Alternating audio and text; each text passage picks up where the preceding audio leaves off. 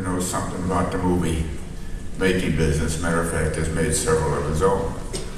And I just bounced that same question off him. Who's going to be interested in a film about Eugene Cernan?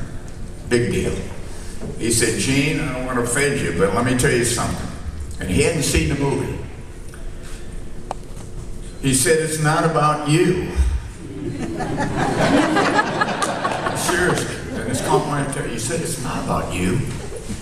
It's about your story. It's about your legacy. That's what kids are going to look at 10 and 15 and 20 years from now. They're going to forget who you are. He said, I've made 1,000 movies. And it's never been about me. It's always been about the story itself. And that got my attention. And then I began to look at the story. I've seen this a couple of times, but I began to look at it differently.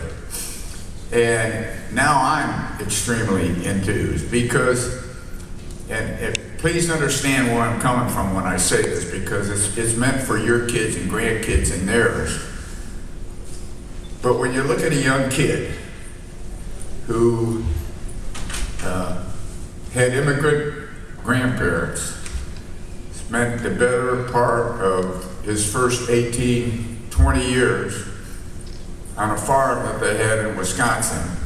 No electricity, no running water, no nothing. They lived there the same way they lived, quote, in the old country, and I lived there with them. You saw a couple pictures. We milked by hand, we had horses, no tractors, born to a new blue-collar family in Chicago, whose mom and dad never had an opportunity to get the education to go to college that they wanted me to have. A kid with a dream, wanting to fly airplanes at an early stage in his life. Wasn't qualified, ended up in a space program, didn't volunteer because he didn't meet all the requirements. Hadn't gone to test pilot school, which was one of the big requirements.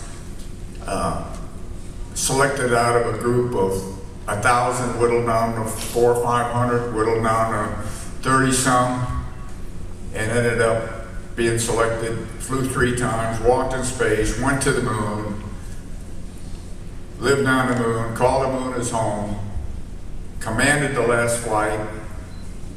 It's a fantasy, ladies and gentlemen. It's a fantasy. It should not have happened. I'm serious.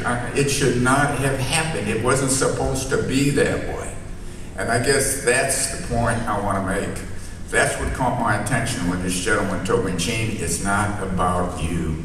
It's about a story of this kid who had a dream and went on to be able to call him his home. And that's why whatever you've got to say, good, bad, or indifferent, about what you saw here today, I'd like to hear. I know Mark, Gareth, and Mark, we'd all like to hear it.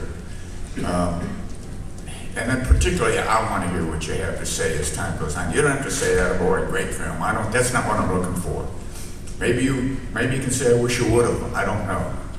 But anyway, that's the way I looked at this film, and quite frankly, I am now personally committed to make sure that it is a success that these gentlemen have worked so hard to make it over the last couple, 3 or 4 years.